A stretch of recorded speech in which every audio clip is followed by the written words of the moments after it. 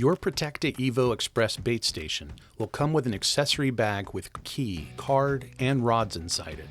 You can remove it through the entrance or exit hole. To open the Protecta EVO Express bait station, locate the keyhole located on one side of the station. Take the EVO key and match the pattern of the key with the pattern of the keyhole.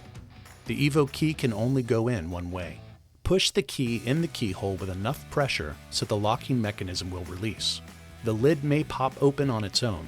If it does not, you can use the key while in the keyhole to help lift the lid open.